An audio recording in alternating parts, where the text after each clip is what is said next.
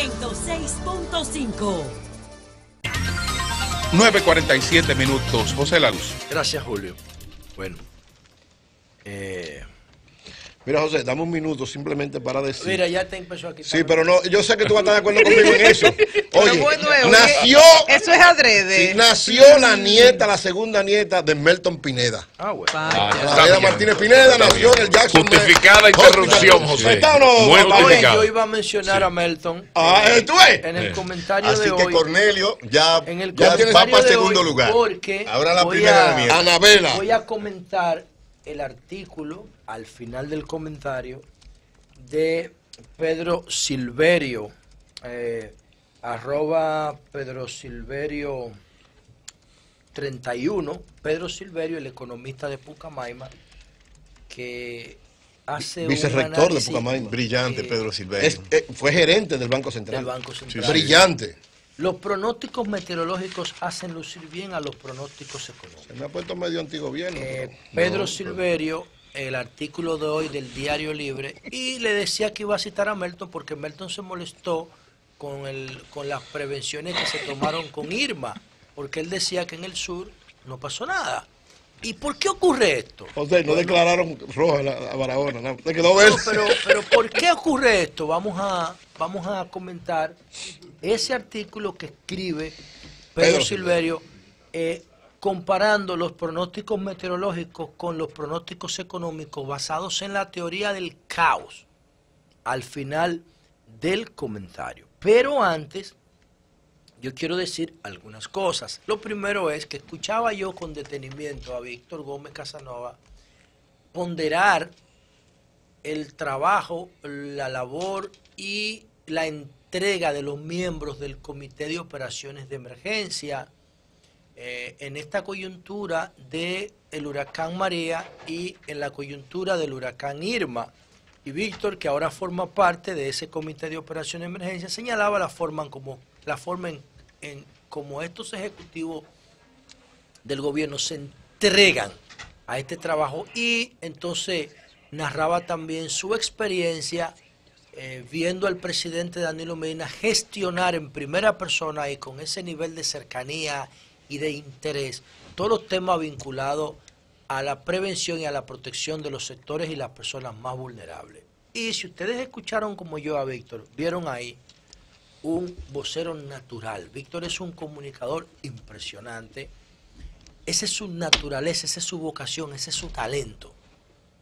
Y no sé, yo escuchando a Víctor hablar, quizá cuando Marchena sea ministro de Cultura o algo así.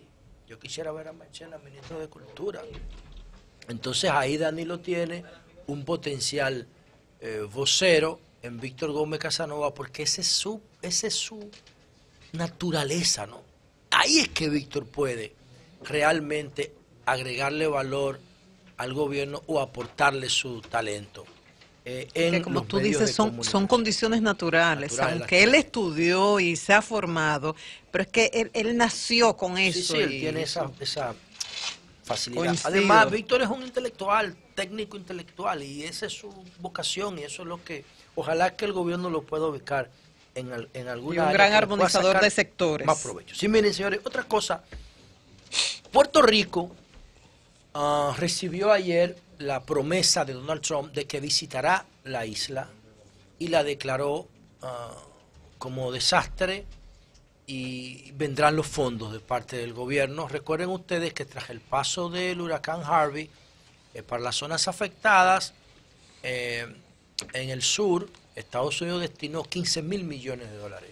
Vamos a ver qué pasa con la Florida, que fue seriamente dañada por Irma, pero que en esta oportunidad se salvó de María, porque María giró hacia el norte y se fue buscando Atlanta y buscando las Carolinas. Vamos a ver qué pasa con eso. Pero Puerto Rico se beneficia de Donald Trump por partida doble. Y estamos hablando de beneficio porque ya el daño está hecho, eso es irreversible. Una vez que ya eso no tiene punto de retorno, bueno, pues vamos a ver cómo es un mal menor. Y un mal menor es que Donald Trump tenga una visión geopolítica del liderazgo. Y la visión geopolítica del liderazgo, que es propia de la sociedad industrial y de la Guerra Fría, cuando la riqueza la generaban tres variables: la tierra, el trabajo y el capital. Cuando la sociedad, la riqueza, el desarrollo de las sociedades estaba determinada por la tierra, el trabajo y el capital, la geopolítica era una prioridad en todos los planes de planificación estratégica. Eso ya no es así. Ahora es el conocimiento lo que determina la riqueza, por encima de la tierra, el conocimiento. O sea, y obviamente, como Donald Trump no es un líder del conocimiento como Obama, sino que es un líder territorial, industrial, que ustedes los que vieron la serie de Nat Geo, Gigante de la Industria, pueden encontrar ahí perfectamente el perfil de Donald Trump. De cuando los recursos naturales del petróleo o de las minas o de la construcción o de la tierra, de la agroindustria, determinaban la riqueza. Ya no. Por eso Apple hoy es la mayor empresa del planeta junto con Google. Y ninguna de las dos vende tierra ni tiene que ver nada con tierra. Todos sus procesos son en nube. Son basados en tecnología y conocimiento. Y son las más grandes del planeta. Pero el hecho de que Donald Trump reproduzca un modelo de hace 150 años, o 120, 130 años, va a ayudar a Puerto Rico. Porque para Donald Trump, Puerto Rico sigue teniendo un valor estratégico. Para una sociedad del conocimiento, no. Pero eso, de alguna manera, los va a ayudar a los puertorriqueños. Y qué bueno que así sea, independientemente de la correlación de fuerza demócrata, republicana, dentro de la isla, que también es un factor. Por otro lado, vamos a hablar de lo que le había propuesto con el tema de Silverio antes, no sin antes decir que todos tenemos que coincidir que nadie esperaba, todos tenemos que coincidir que nadie esperaba los niveles de lluvia que cayeron ayer con producto del huracán María, porque nosotros nos quedamos con el comportamiento de Irma. Irma provocó que lloviera, por lo menos aquí en el Gran Santo Domingo, 2 o 3 horas, pero no 12 horas, no 14 horas, no 16 horas. Y eso tiene su explicación. Eso tiene su explicación y muchos se acercaron a ese tipo de pronóstico. Yo particularmente le decía a mi esposa anoche que me preocupaban las personas que viven en las zonas vulnerables, como citaba Pablo Macchini, sobre todo las que yo he visto a la orilla de los ríos Osama e Isabela. Y me preocupa también que en República Dominicana, como somos tan pobres, más mentalmente que materialmente, porque nosotros somos más pobres mentales que materiales, aunque la pobreza mental es una consecuencia de la pobreza material. Parece contradictorio. Ustedes saben que nosotros no procesamos la basura.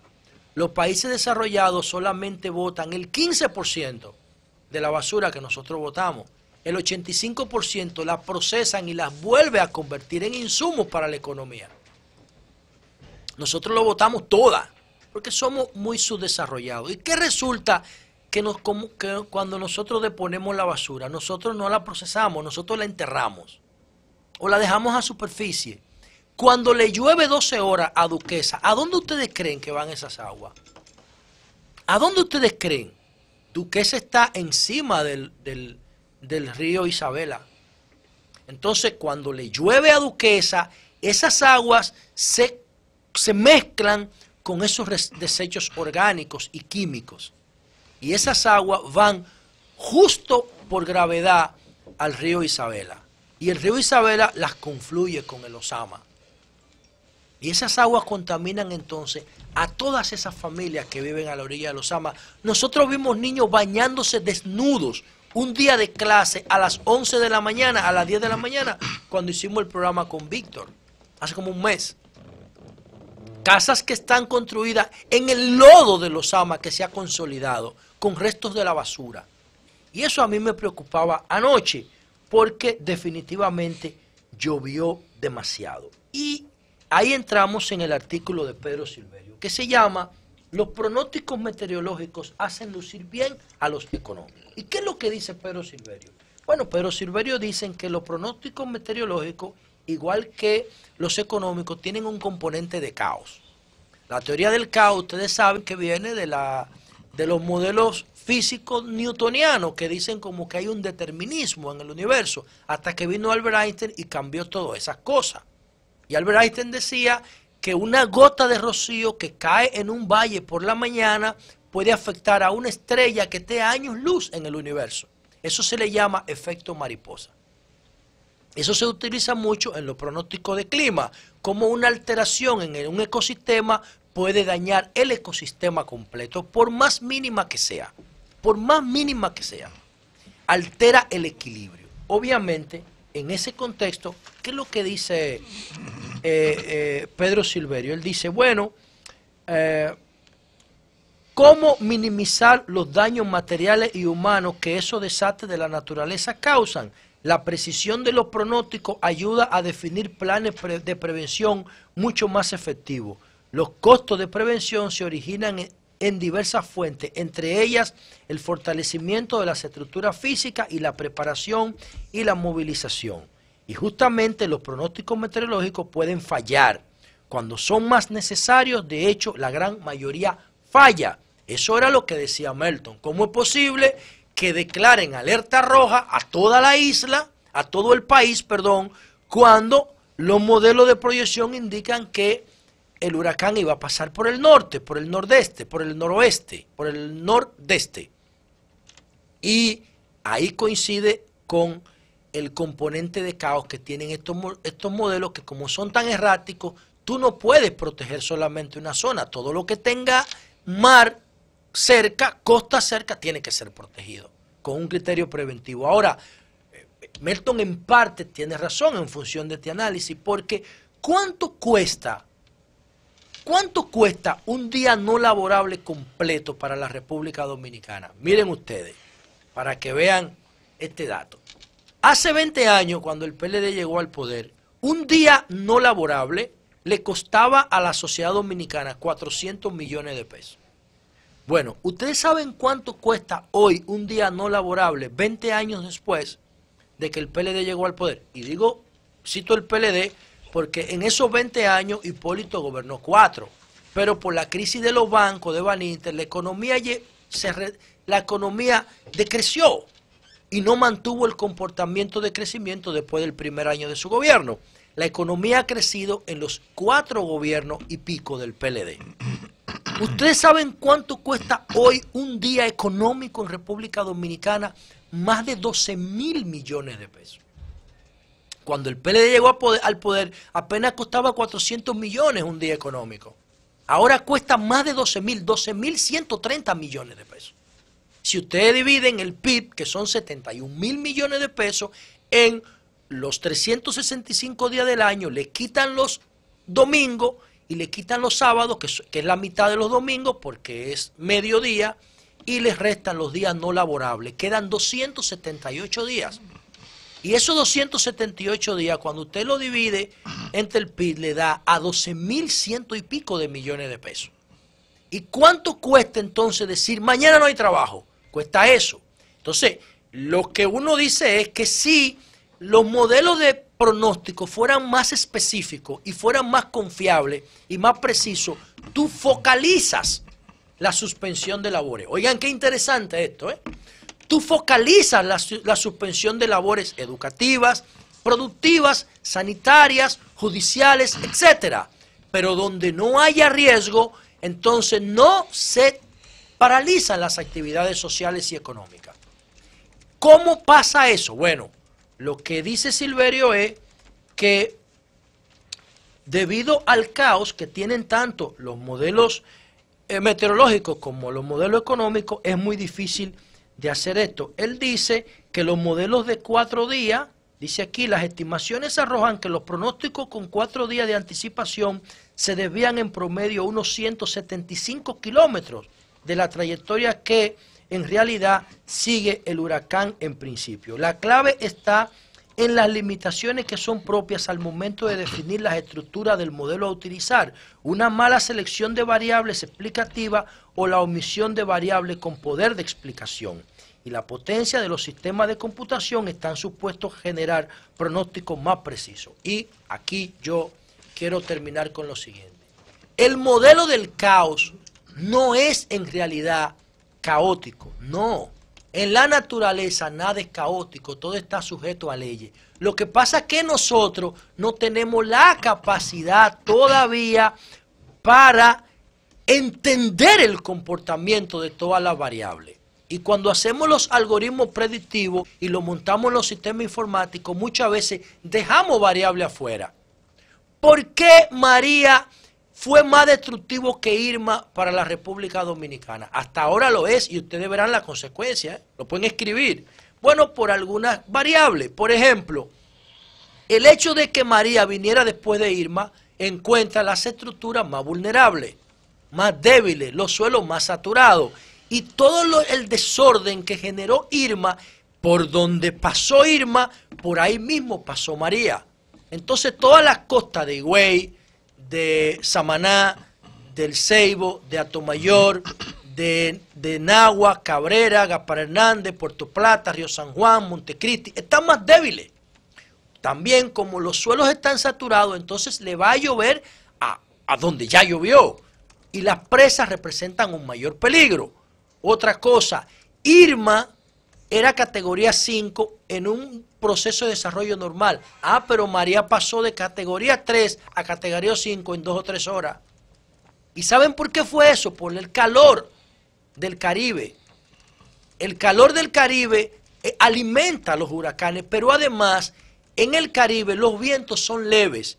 Y en vez de enfrentar la rotación de los ciclones, lo que hacen es que la estimulan.